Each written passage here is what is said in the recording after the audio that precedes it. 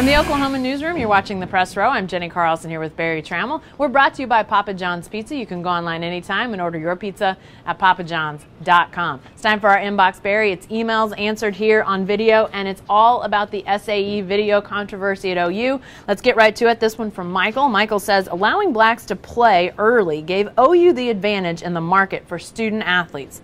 The video of the SAEs will hurt both. It will probably mean that OU will have to recruit more locally and regionally, not nationally. Obviously, the recruiting issue is one of the big ones, Barry. You know, he makes a great point. I don't know if this is going to change the geography of OU's recruiting, but he makes a great point that OU for literally over 50 years, in the Bud Wilkinson era and then through Chuck Fairbanks and Barry Switzer, OU was cutting edge on minority recruiting. Had a black player before anybody else in the Southern culture. Had a black football captain in the 60s before most SEC schools had even integrated. Had a black quarterback in 1972. Had majority of black teams in the 70s. Sooners have been very proud of that, and now it's on the other side, where the Sooners are a little bit ashamed of what's going on a racial situation. It's a very damage to the OU brand. It's not something that can't be fixed. Time can heal this, but it is going to take time, and it very well could affect OU recruiting. Well, yeah, and I think it will be healed. I mean, let's remember, let's think back to just last football season, or 2 football seasons ago, I guess. The whole SI story about OSU came out, about the dirty game and all that, and we felt like there might be some ramifications from that, but now it's largely gone, and I think there will come a time when this will fade as well. But I do think that there's going to be residual for a while. Our Jason Kersey had a chance to talk to Eric Stryker, and one of the questions that they talked about was, Eric saying basically, if I was being recruited right now, I don't think I would come to Oklahoma after this video surfaced. And by extension, he's now a guy that's talking to recruits as they come onto campus. And he basically told Jason, he said, I don't know what I'm going to tell recruits, in essence. How can I in good conscience say, come to our campus and be around other students who are like this? I think that's going to be a real issue that OU football, OU basketball, all of these different sports are going to have to deal with when you're talking about recruiting. And it goes beyond just student athletes to students in general. What's OU going to do when it comes to bringing in that next generations of students after this whole controversy? All right, back to the inbox. This one comes from Ron. Ron said, OU should take the same action against Eric Stryker over his rant. It was inappropriate and unacceptable. He should be suspended for the upcoming year. Well, this is absurd. It's beyond absurd to focus on the outrage rather than to focus on the event itself. Yeah. Eric Stryker went over the line. He knows it. Everybody knows it. His response was should not have included the profanity. Should not have included the obvious anger that was I thought overboard.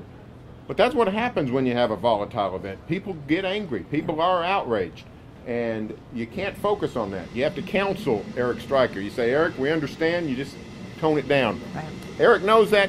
Charles Tapper did that very thing, counseled Eric Stryker, said, Eric, this isn't right. Eric apologized. No more punishment needed. This is an absurd thing. Hey, everybody, quit focusing on the outrage. Right. Focus on the event itself and what led to this terrible, terrible situation with the fraternity. Yeah, I got a couple emails to this effect as well, that Eric Stryker should be punished, and I can't wrap my head around it. Bob Stoops is more likely to make Eric Stryker a captain for this upcoming season than to suspend him for the season. There's no way that Eric Stryker is going to see any sort of game suspension punishment over what was a reaction to something that was on his own campus, involving a fraternity that has invited him to parties, that he knows some of these guys.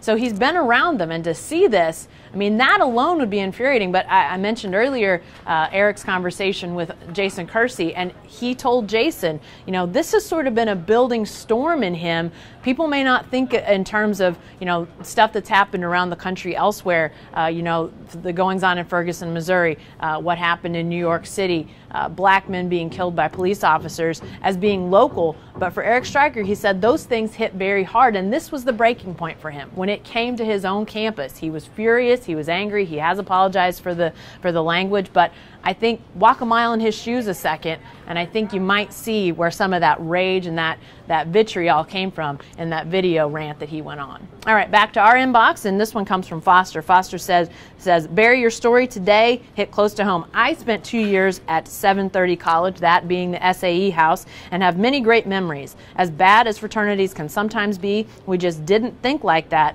in 1972. 1970, 1971, and 72. Not that we were without prejudice, but no matter how much we'd been drinking, we never showed the attitude I saw on that video. Very interesting to hear from somebody who lived at that very fraternity. It is interesting, and we've spent a lot of time the last couple of days talking about race relations and discrimination and how far we've come, and we have come a long way.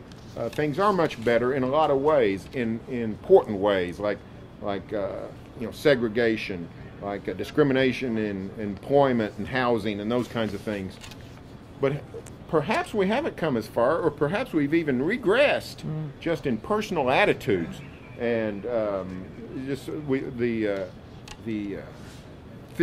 feelings that we saw in that video. Yeah. And because frankly, when I was a kid, I don't remember much about that. We didn't sit around and talk like that either when I was 17, 18, 19 years old. Right. So why is it happening here 30 years later? I don't get that. So it's an interesting point. I guess what I'm saying is in some ways we have come a long way, right, and in some ways we haven't. Right, and I think that, we talked about this on the Press Row podcast on Monday that we taped basically really close to sort of the initial outburst of all of this story. And, my point then, and I think it speaks to what this email talks about, is that, me as a nearly 40-year-old person, I have a hard time wrapping my head around what I saw out of guys that are half my age. That's not something I've ever, I just can't wrap my head around that thought process of segregation, of, treating minorities that way. And so the fact that you've got, young people who are in a generation or two younger than I am who are doing that, who are singing that, who are acting like they believe that, I just have a hard time wrapping my head around it. We talked about this being a post-segregation era, but not post-racism. Maybe this is where we see racism's gone behind closed doors. It's still there, but it's bubbling in different ways now than it did even 20 or 30 years ago. All right, back to the inbox one more time. This one from Tim. Tim says, I was a Sigma Chi at OU in the late 70s. It's been more than a decade since the death of Blake Hammond at the OU Sigma Chi house. Hammond was found to have died from alcohol poisoning following a night of forced binge drinking.